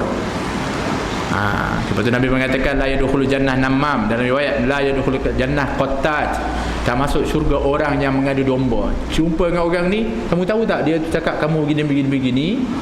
Jumpa orang tu pula, tahu tak dia begini, saja nak juga supaya orang itu bermusuh. Ini hati-hati, melaga-lagakan. Minta maaf, kadang-kadang bukan kata orang-orang biasa, minta maaf, kadang-kadang orang berilmu pun, orang tu cakap begini, ustaz cakap begini, melaga pula. Hati-hati. Sebab ini adalah sebab yang mana seseorang itu akan sebab tak boleh masuk ke dalam syurga, dan penyebab utama seseorang itu akan cepat untuk diadab di dalam alam kubur. Sebab Nabi lalu kat kubur, Nabi kata 2 orang ni sedang diadab. Satunya kenapa kata Nabi, dianya tak bersih dalam kencingnya. Maknanya ketika dia kencing, dia tak tutup. Kenapa maksudnya tak tutup? Orang kalau kencing dia, orang tengok kan, dia tak selesa, nak cepat-cepat. Dia tak cepat-cepat, tak bersih. Maka dia, sebab itu dia adab dalam kubur. Sebab apa? Tak bersih kencingnya, maka wuduknya tidak sah, kemudian dia kena najis, solatnya pun tak sah, dia adab. Yang keduanya, yamshi bin namimah. Seorangnya pula adalah orang yang berjalan, dia pergi laga-lagakan kepada orang. Itu kerja dia. Sekarang dia sedang diadab di dalam kubur. Allah, cepat, yang itu cepat menyebabkan seorang itu akan diadab dalam kubur. Hati-hati. Gitu. Kalau dibuat dalam ketika puasa, tak ada nilai puasanya. Cuma saya nak nota kaki balik lah kan. Masa siang Ramadan tak nak mengumpat. Waktu berbuka je Allahu Akbar, Allahu Akbar, makan kurma. Tadi tahu geram, dah tadi simpan je ni. Sekarang dengar. Ya Allah, sama juga. Mana tak boleh sampai malam, sampai bila-bila pun. Kata. Yang keempat, al-yaminul kadhibah, ataupun syahadatuz zur, bersumpah palsu. Wallahi, ni kadang-kadang peniaga yang kadang-kadang tu kan.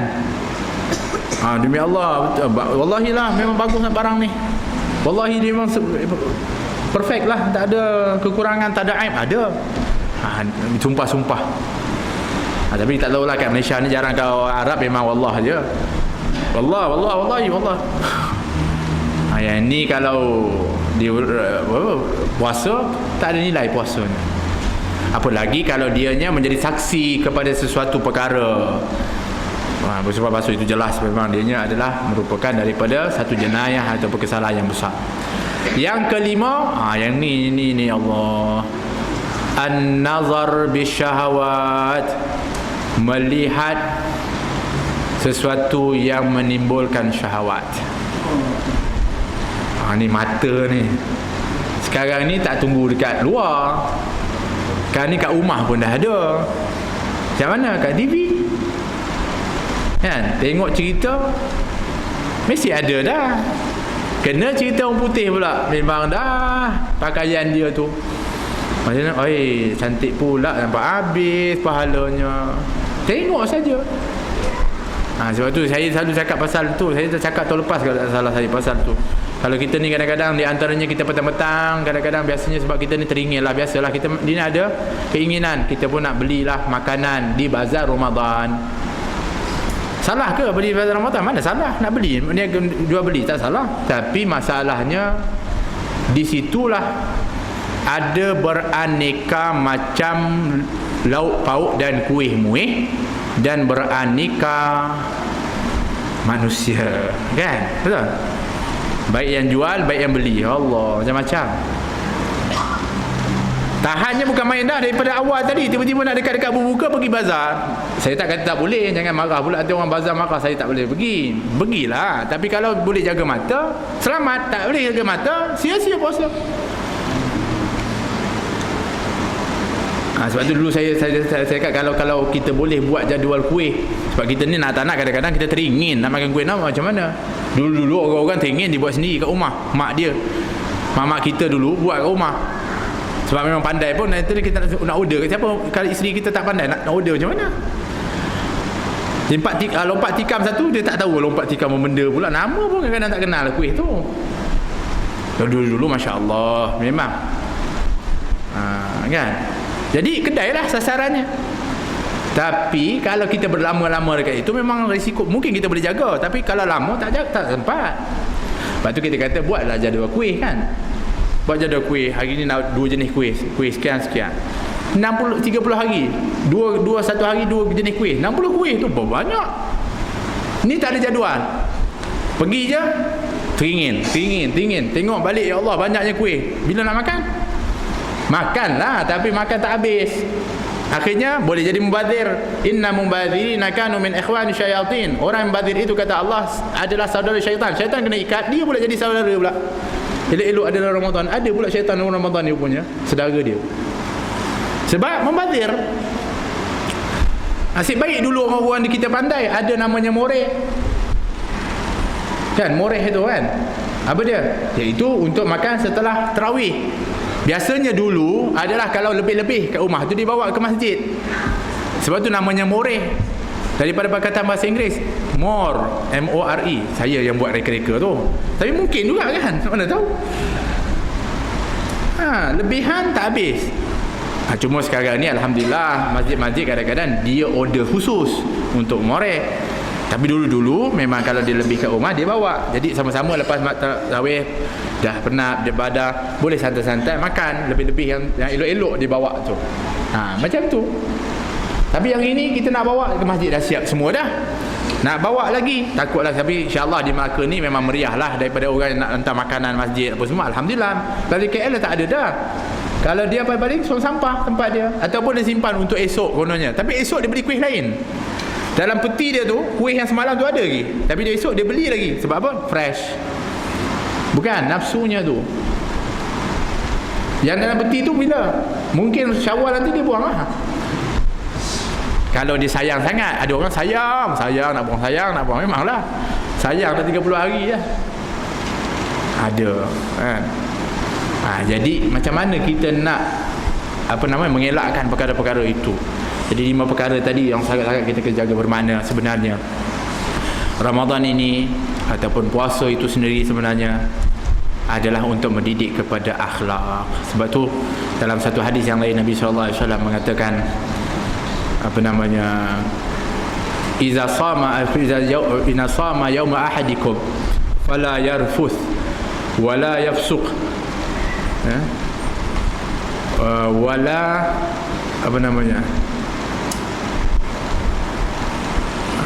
apabila seorang itu berpuasa, maka janganlah dia bercakap kotor, lucah. Wala yafsuq, jangan sampai dianya berbuat maksiat. Dan kata Nabi SAW, apabila ada salah seorang daripada orang memakinya ataupun mengajak dia untuk bergaduh, maka katakanlah kepada dia, atau katakanlah inni shaimun.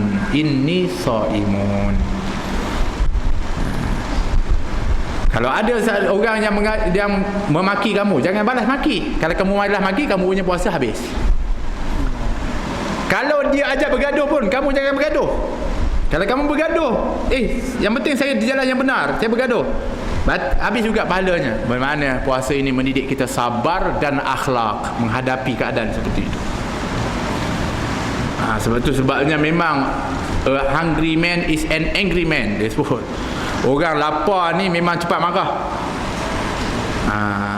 Tapi kerana kita cepat marah tu, waktu itu Allah suruh kita tahan kemarahan waktu itu. Apalagi kita ni balik kerja pula tengah penat, bawa kereta pula, orang pula macam-macam kelakuan, jam ke apa ke, masa tu berasap kita. Mulut kita ni tahan tak untuk kita nak menahan dari kalimat hawau tu. Contoh orang Melaka, apa lagi kalimat wallahualam lah kan, saya tahu itu je yang dengar. Contoh tahan. Apa lagi yang pergi nak bergaduh ni, apa lagi begitu. Bermakna sebenarnya kalau kita tengok keharusi amal-amal ibadat, baik yang namanya puasa, haji pun, semuanya dikaitkan dengan perlakuan dan juga hubungan dan pergaulan di antara manusia dengan manusia. Dalam haji pun Allah kata, dia mengatakan kalau kamu menunaikan haji, wala rafasa wala fusuqa wala jidala fil haji, jangan kamu bersama jima, jangan kamu buat maksiat, jangan kamu berjidal, berdebat, bergaduh. Sama juga puasa pun begitu juga. Bermakna ibadat ni sebenarnya nak melatih seseorang itu bagaimana kamu bersikap dengan orang. Kalau kamu berjaya di waktu itu, pada waktu lain kamu kena teruskan. Kerana itulah cara sikap yang sebenar bagi orang-orang menghadapi kepada karenah dan perangai manusia. Oleh kerana itu dalam Al-Quran ketika mana disebutkan tentang orang yang sanggup menerima perangai-perangai karenah-karenah yang bermacam. Siapa yang paling banyak menerima karenah? Rasulullah. Betul? Macam-macam perangai. Kita kadang-kadang pergi ke, minta maaf ya, kita pergi negara-negara yang kita kata contohnya di Mekah, kita pergi di negara Arab, macam-macam perangai. Kita kata itu betul lah orang Arab ni, kita kata macam tu kan. Tapi Nabi duduk kat situ, macam apa yang dia jumpa oleh Nabi, macam-macam, tapi Nabi sabar. Nabi layan karenah itu dengan akhlak, sehingga berjaya tak? Berjaya dakwah Nabi. Sebab itu dalam Al-Quran dikatakan, kalau orang yang sanggup untuk melayan karenah itu dengan kebaikan, maka malaikat akan tunggu di dalam syurga. Pertama dia dapat syurga. Syurga dia pula jenis banyak pintu pula, boleh masuk dalam pintu mana pun. Ini khusus untuk orang sabar dengan perangai orang. Kalau orang puasa, satu pintu je ada, namanya Ar-Rayyan. Tapi orang sabar perangai orang, karenah orang ni, dia ada banyak pintu. Malaikat akan masuk semua pintu tu, tunggu kat dalam. Masuklah orang sabar ni, masuk je.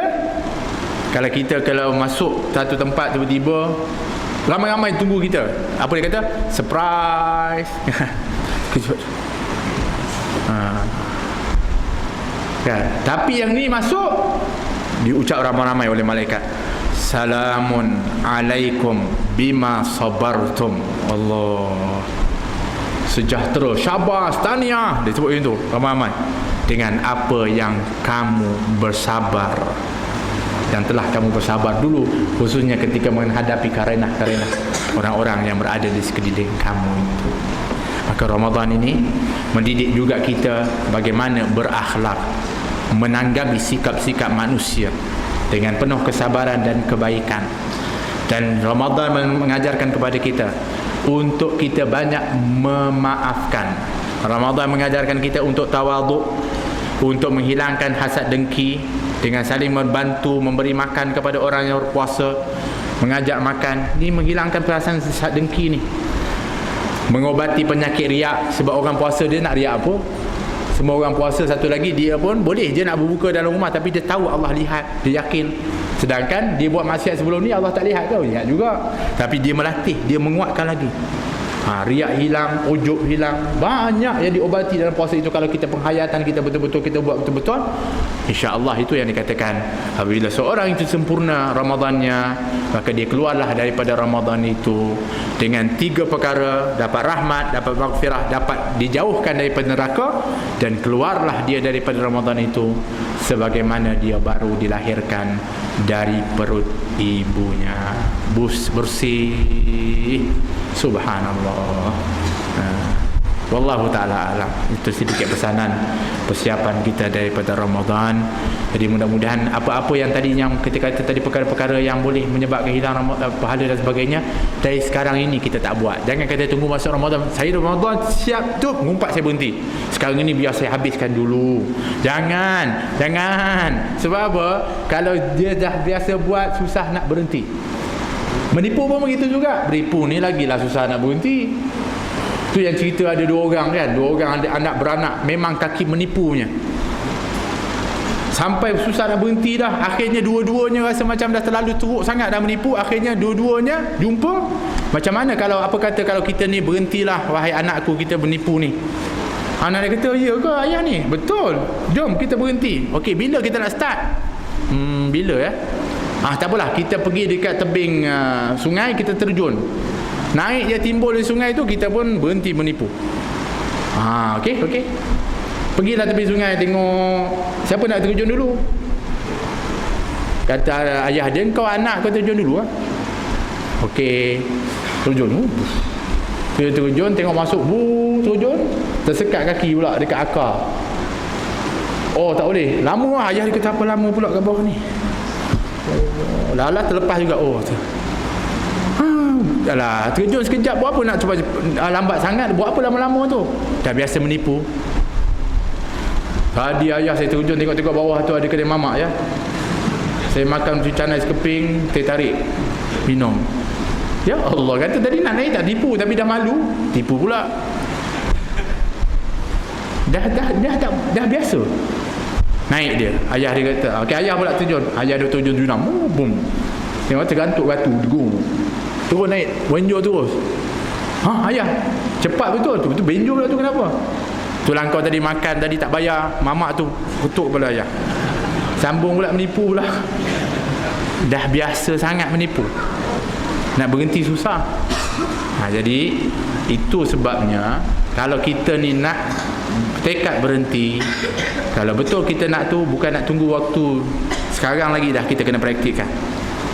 Kalau adalah mungkin tercicir sekarang ini, berdosa, tapi masih lagi kita boleh berhati-hati untuk tapi kalau dalam Ramadan ada tipu, habis. Jadi sekarang ni dah kena, ada tipu je menyesal, astagfirullahalazim. Kalau lebih cantik kita mengaku pula, minta maaf tadi saya tipu kamu. Sebab kalau kita mengaku, kita malu. Ada malu, kita tak nak buat tipu lagi. Tapi kalau kita tak mengaku, tu yang kadang-kadang itu kita bina penipuan ke atas penipuan. Orang tu tanya lagi, tipu lagi. Macam itu. Kadang-kadang minta maaf, kita ayah dan ibu pun ajar anak kita tipu pula. Kita pula ajar, cakap ayah tak ada, cakap ayah begini, cakap mak begini. Ya Allah, anak kita pun jadi penipu. Orang cakap anak kau penipu, marah pula, sedangkan dia yang ajar menipu. Jadi hati-hati daripada perkara-perkara itu. Dari sekarang ini cuba kita berhenti. Kita benar-benar bersedia untuk Ramadan. Mudah-mudahan Ramadan kita adalah Ramadan yang terbaik, dan mudah-mudahan ya Allah panjangkan kami dengan sihat wal afiah untuk sampai kami bertemu dengan Ramadan dengan sempurna. Ya Allah, bantulah kami ya Allah untuk mendapatkan Ramadan yang terbaik ya Arhamar Rahimin. Ya Allah, jagalah mata dan pandangan kami ya Allah, halakanlah dia kepada perkara-perkara yang kau ridai ya Arhamar Rahimin. Jangan sampai melihat kepada perkara-perkara maksiat. Ya Allah, jagalah lisan kami ya Allah, supaya ia digunakan untuk membaca Al-Quran, untuk berzikir, untuk berselawat, untuk mengatakan perkara-perkara yang bermanfaat dan yang kau ridai ya Allah. Jangan sampai dia mengatakan aib orang lain, fitnah, dan juga mengadu domba kepada orang ya Arhamar Rahimin, dan juga mengucapkan perkara yang sia-sia. Ya Allah, jagalah lisan, telinga kami, pendengaran kami ya Allah, daripada pendengaran yang engkau murkai ya Allah kepada pendengaran yang engkau ridai ya Arhamar Rahimin, sehingga telinga ini juga nanti pada yaumul qiyamah yang akan mendengar panggilan-panggilan syurga untuk kami masuk ke dalamnya ya Arhamar Rahimin. Ya Allah, jagalah daripada tangan-tangan dan tindakan kami ya Allah kepada yang kau ridai ya Allah. Jagalah kaki kami sehingga melangkah di tempat-tempat yang kau ridai dan kau sukai ya Allah. Jangan sampai ke tempat-tempat yang sia-sia ya Arhamar Rahimin. Jagalah perut kami ya Allah supaya dimasuki daripada yang halal sahaja ya Allah, dan jagalah perut kami ini jangan sampai dianya melemahkan ibadah-ibadah kami ya Arhamar Rahimin. Jagalah kemaluan kami ya Allah yang hanya kami letakkan di tempat yang kau ridai ya Allah, yang halal ya Allah. Janganlah dihalalkan ke tempat-tempat yang haram. Jagalah ya Arhamar Rahimin ya Allah. Ya Allah, jadikan Ramadan kami Ramadan yang terbaik ya Allah. Kalaulah itu adalah Ramadan yang terakhir ya Allah, jadikanlah dia sebab untuk kami meraih rahmat dan ridha-Mu ya Allah, untuk kami masuk ke dalam syurga ya Arhamar Rahimin. Ya Allah, ampunilah dosa-dosa kami ya Arhamar Rahimin, dosa yang memberatkan, menyusahkan kami di dalam untuk beramal kepadamu ya Allah, dan ampunilah dosa-dosa kedua orang tua kami ya Allah yang masih hidup, panjangkan umur mereka ya Allah, yang telah meninggal dunia, lapangkan kubur mereka ya Arhamar Rahimin. Jadikanlah mereka di kalangan orang salihin, dan jadikan kubur mereka di taman-taman syurga-Mu ya Allah. Ya Allah, suburkan rumah tangga kami dengan salawat kepada Nabi SAW, dengan bacaan Al-Quran, dengan zikrullah. Suburkan rumah tangga kami khususnya dalam Ramadan itu dengan rezeki yang halal ya Allah, dengan suasana yang ianya mendapatkan ridha-Mu ya Arhamar Rahimin, sehingga rumah tangga kami adalah merupakan daripada syurga di dunia ini, di taman-taman syurga-Mu ya Arhamar Rahimin, sehingga memancar cahaya yang dilihat oleh penduduk-penduduk langit dengan rahmat-Mu ya Arhamar Rahimin. Ya Allah, bantulah juga kepada anak-anak kami, zuriat-zuriat kami ya Allah, menjadi anak yang saleh dan salihah ya Arhamar Rahimin, yang jadi anak-anak yang akan membimbing kami yaumul qiyamah untuk masuk ke dalam syurga bersama-sama nanti ya Allah. Jangan kau jadikan mereka anak menjadi musuh kami yaumul qiyamah yang akan mengheret kami masuk ke dalam neraka-Mu ya Allah. Ya Allah, matikan kami dalam husnul khatimah dengan kalimat la ilaha illallah Muhammadur Rasulullah sallallahu alaihi wasallam, dengan hakikat yang sebenarnya, sehingga kau lapangkan kubur kami nanti ya Allah. Kau berikan cahaya menerangi kubur kami ya Allah. Mantapkan lisan kami menjawab soalan para malaikat ya Allah. Jadikan kubur kami di taman-taman syurga-Mu ya Allah. Mahsyar dan bangkitkan kami di bawah bendera Nabi Muhammad. Ya Allah, jadikan tempat pertemuan perjanjian kami adalah di telaga haudnya Nabi Muhammad sallallahu alaihi wasallam, sehingga dapat kami minum dari telapak tangan yang lebih halus dari sutera itu ya Allah, sambil menatap wajah yang kami rindui, wajah Nabi Muhammad sallallahu alaihi wasallam, yang kalau kami minum pasti kami tak akan dahaga selama-lamanya. Syarbatan hani'atan mari'atan la nadma'u ba'daha abada. Ya Allah, ketika mana nanti aku dihisab ya, kami dihisab ya Allah, kami akan berdiri di hadapan-Mu ya Allah. Ketika itu kalau kau hisab kami secara halus ya Allah, pasti kami gagal ya Arhamar Rahimin. Akan Akan tetapi kalau kau hisab kami ya Allah, hisablah dengan hisaban yasira, dengan mudah ya Allah. Ataupun ya Allah, kau masukkanlah dengan rahmatmu kami ke dalam syurga tanpa hisab ya Allah. Ya Arhamar Rahimin, ya Allah, mantapkan kedua kaki kami nanti melintasi sirat yang lebih tajam dari mata pedang, yang lebih halus dari rambut itu ya Allah. Terangilah sirat yang gelap gelita itu dengan cahayamu ya Allah. Sempurnakan cahaya itu sehingga sampai ke seberang sana dengan selamat ya Allah. Jangan kau jatuhkan dan gelincirkan kaki kami sebagaimana kau gelincirkan kaki orang-orang munafik dan orang kafir untuk jatuh ke dalam neraka-Mu ya Allah. Ya Allah, masukkan kami ke dalam syurga bersama Nabi Muhammad. Ya Allah, kumpulkan kami di dalam syurga bersama Nabi Muhammad sallallahu alaihi wasallam, insan yang kami cintai itu ya Allah. Tambahkanlah keindahan kecantikannya itu dengan ada kedua orang tua kami nanti ya Allah. Tambahkan lagi ya Allah dengan adanya keluarga kami ya Allah, suami dan isteri kami ya Allah. Adanya anak-anak kami yang kami kasihi ya Allah dalam syurga nanti ya Allah. Adanya jiran dan sahabat kami ya Allah yang kami kasihi ada dalamnya ya Allah. Kumpulkan kami semuanya ya Allah bersama Nabi Muhammad sallallahu alaihi wasallam. Allahumma hdina bihudaka waj'alna mimman yusari'u fi ridhaka wa la tuwallina waliyan siwaka wa la taj'alna mimman khalafa amraka wa asaq. Wa hasbunallahu wa ni'mal wakeel wa la hawla wa la quwwata illa billahil aliyyil azim. Allahumma inna nas'aluka minal khairi ma sa'alaka minhu 'abduka wa nabiyyuka Muhammad sallallahu alaihi wasallam wa ibadaka salihun, wa na'udzubika min syarri ma sta'adzaka minhu 'abduka wa nabiyyuka Muhammadun sallallahu alaihi wasallam wa ibadaka salihun, wa antal musta'an wa alaikal balagh wa la haula wa la quwwata illa billahil aliyyil azim. Rabbana atina fid dunya hasanatan wa fil akhirati hasanatan wa qina adzaban nar. Wa sallallahu alaihi wasallam wa ala alihi wasallam. Alhamdulillahi rabbil alamin.